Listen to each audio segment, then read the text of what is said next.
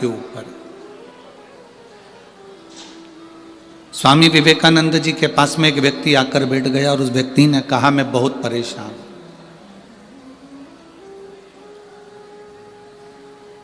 मैं बहुत परेशान हूं, मेरे को बहुत कष्ट है, बहुत तकलीफ में मेरी जिंदगी चल रही है।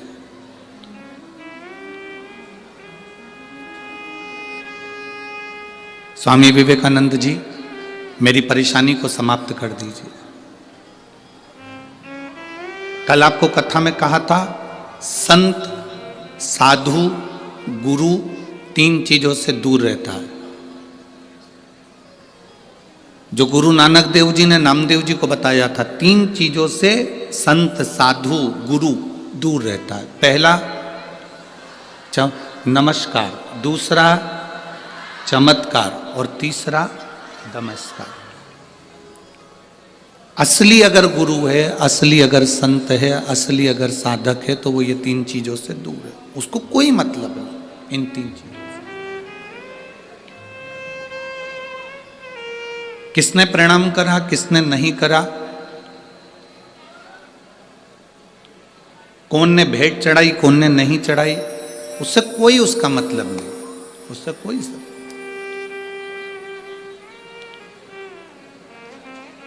मेरी भटिंडा की जीजियों और मेरे जीजाओं, मेरी बेटियों, बेटाओं, मेरी बहनों, मेरे भाई, अपनी चित्तवृत्ति में एक बात उतार कर रखना, जब तक आप शिव की शरण में नहीं गए तब तक दुख तुम्हारा है। और जिस दिन तुमने एक लोटा जल महादेव को चढ़ाना प्रारंभ कर दिया तो तुम्हारा दुख महादेव का है। फिर तुम्हारा दुख तुम्हारा नहीं है, तुम्हारी तकलीफ तुम्हारी नहीं है, तुम्हारा कष्ट तुम्हारा नहीं है, फिर वो दुख महादेव का है।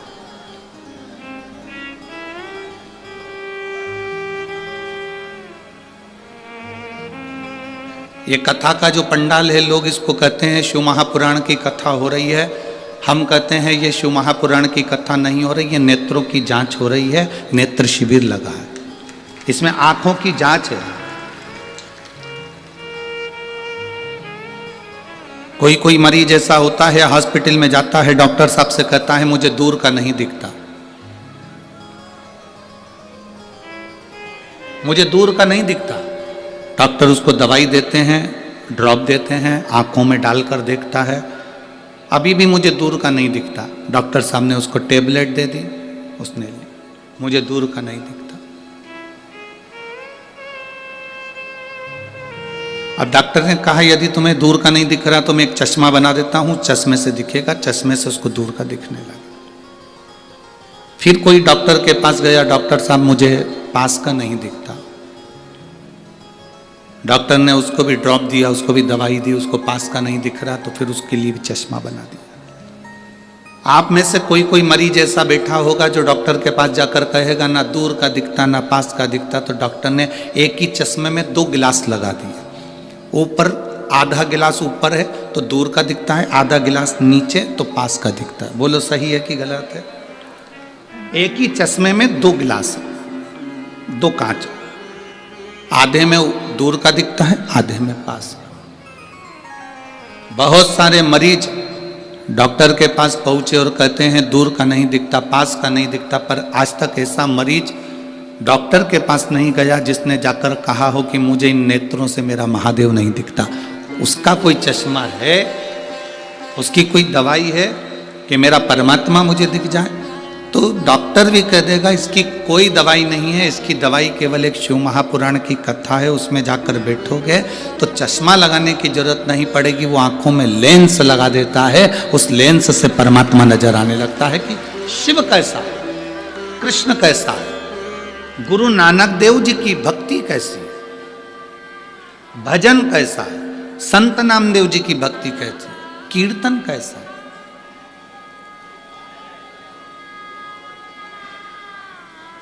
आप सब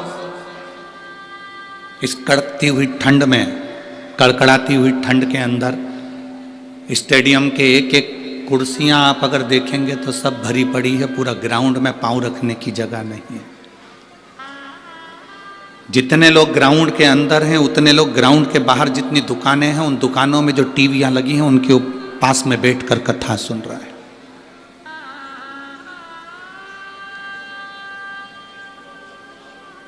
कई लोग पार्किंग से यहां तक नहीं पहुंच पाए तो पार्किंग में गाड़ी को खड़ी कर कर उसमें मोबाइल लगाकर बुजुर्ग माताएं, अन्य माताएं उसमें बैठकर टीवी उस मोबाइल पर कथा सुन रही हैं।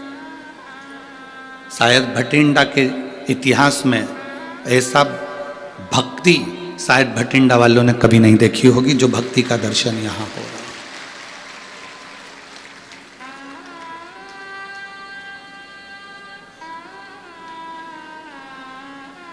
केवल शिव को पाना। स्वामी विवेकानंद जी से एक व्यक्ति ने जाकर कहा कि मैं बड़ा दुखी हूं, मैं बड़ा कष्ट में हूं, मैं बड़ा तकलीफ में हूं, मुझे बड़ी तकलीफ है, बहुत तकलीफ। तकलीफ किसको नहीं है? दुख किसको नहीं है? कष्ट किसको नहीं है?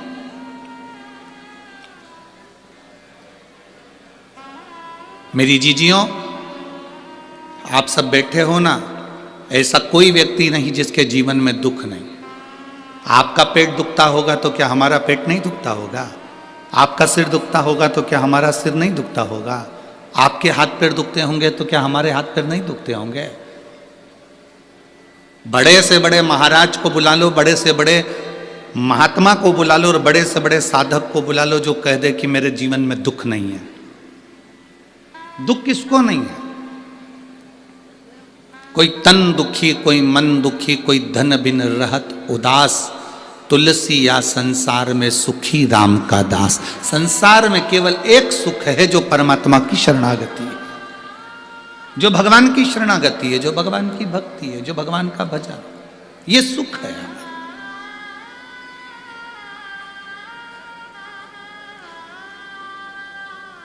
स्वामी विवेकानंद जी से कहा मैं बड़ा दुखी हूं, बहुत बड़ा परेशान हूं, मेरे परेशानी को समाप्त कर दो, मेरे दुख को समाप्त कर दो, मेरे कष्ट को समाप्त कर दो। स्वामी विवेकानंद जी ने कहा कि भाई देखो, तुम्हारा दुख मैं समाप्त कर दूंगा, मना नहीं, पर मेरे पास में कुत्ता है, मेरे पास में कुत्ता है, डॉग है, इस कुत्ते को ले जाओ, थोड़ा घुमा के वापस लिया।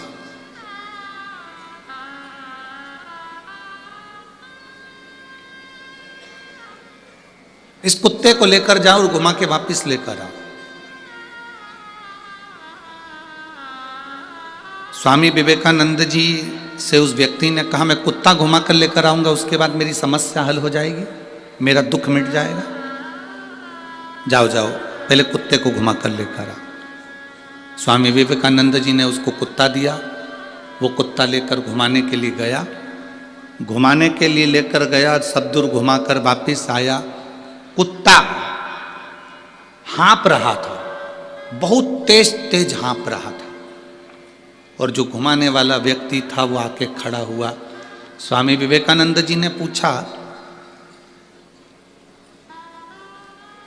ये इतना तेज हाँप क्यों रहा है, कुत्ता इतनी तेज क्यों हाँप रहा है? उसने कहा जो निकलता था उसके पीछे भौंकने चले जाता था, कभी इधर देखा उधर चले गया, कभी उधर देखा उधर चले गया, कभी उधर देखा कभी उधर चले गया, भाग भाग कर इधर उधर जाता फिरा। मैं कहीं नहीं भागा, सीधे रास्ते पे चलते चलते चलते चलते यहाँ पहुँच गए। कुत्ता हाँप रहा है, वो व्यक्ति नहीं हाँपा। स्वामी विवेकानंद जी ने कहा बस तुम्हारी समस्या का एक यहाँ हल नजर आता है, इस कुत्ते को देख लो, किसी को भी देखता है उस ओर दौड़ पड़ता है, इधर देखा इधर दौड़ा, उधर देखा उधर दौड़ा, उधर देखा उधर दौड़ा। स्वामी विवेकानंद जी कहते हैं अपनी मंजिल पर जाना है तो फिर 10 जगह देखकर मत दौड़ो, अपनी मंजिल को देखकर चलोगे तो फिर तुम्हारी मंजिल तक तुम पहुंच जाओगे। हम भी वही करते हैं, हमारी भी आदत वही की वही बनी हुई है, हमने भी वही की वही कर रखा है। कभी देखते हैं कि अपनी दुकान चल रही है किराने की, अपनी दुकान चल रही है कपड़े की, अपनी दुकान चल रही है मोबाइल की, अपनी दुकान चल रही है बैग की, अपनी दुकान चल रही है सुनारी की, अपनी दुकान चल रही है लोहारी की, पर अपन दूसरे को देखते हैं वो उसमें ज़्यादा कमाई है, इसको कम ध्यान देते हैं, उसमें घुस जाते हैं। फिर लगता है कि कपड़े की दुकान में ज़्यादा फायदा है, अपनी दुकान को कम कर कर अपन कपड़े की दुकान में चले जाते हैं। फिर लगता है कि मोबाइल में ज़्यादा फायदा है,